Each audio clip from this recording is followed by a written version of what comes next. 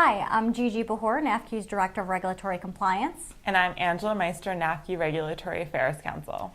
Today we'd like to take a few moments to provide an update on the CFPB's Truth in Lending and Real Estate Settlement Procedures Act Integrated Mortgage Disclosures Rule.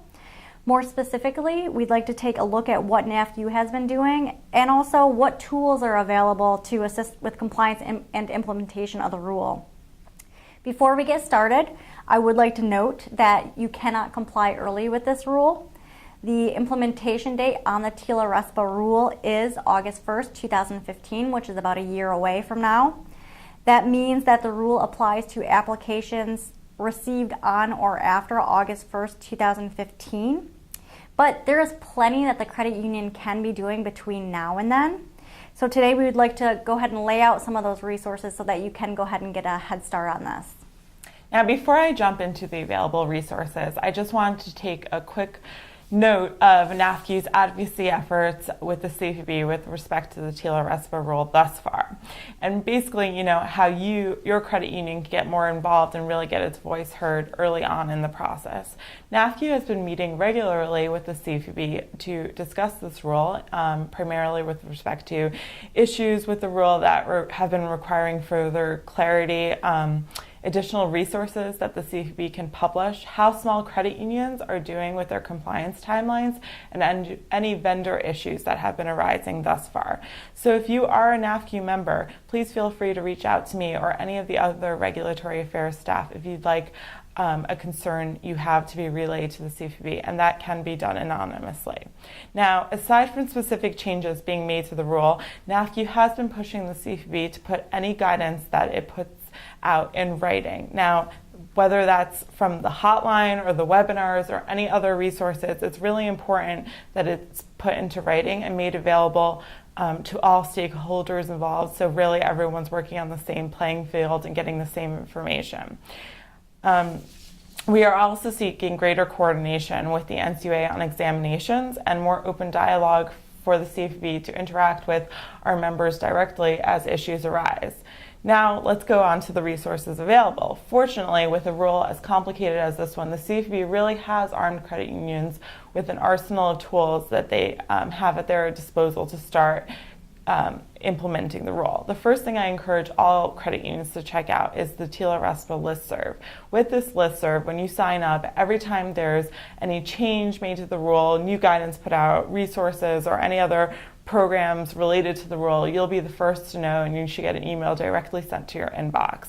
The second CFPB resource for everything and anything TILA-RESPA related is the TILA-RESPA Integrated Disclosures Rule Implementation webpage on the CFPB website.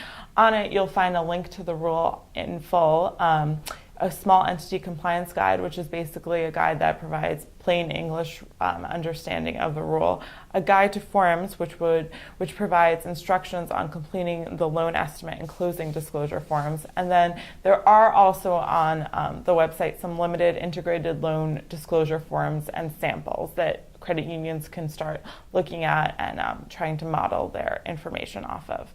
Finally, I'd like to mention that the Fed is hosting a webinar on August 26th at 2 p.m. Eastern Standard Time, and during this webinar, CFPB representatives will be answering frequently asked questions that come up with respect to this rule.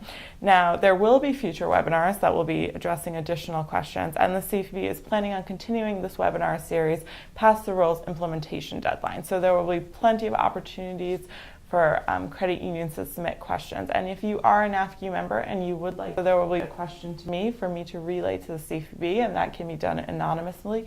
Please feel free to contact me. Great. NAFCU has also put together a number of useful resources to assist credit unions with compliance and implementation of this rule. Some of those items include a scope and applicability chart, consolidated text to show what TILA and RESPA will look like once this rule does go into effect, an ongoing series of articles in our monthly compliance monitor.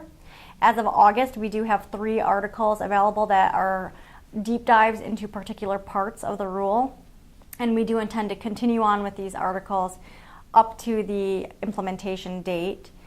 We also have an ongoing series of blog posts dedicated specifically to TILA-RESPA. with a special focus on key points in the rule. And of course, we have our direct compliance assistance that's available to our NAFCU members. We also have hosted two TILA-RESPA webcasts as of date, but we have a number of other webcasts that are slated, so keep your eyes and ears open for those. And we also have a final summary of the rule available. And our efforts don't stop there. NAFCU continues to seek input from members and non-members alike on additional resources that we can be putting out to help you all start with complying. Thank you. Thank you.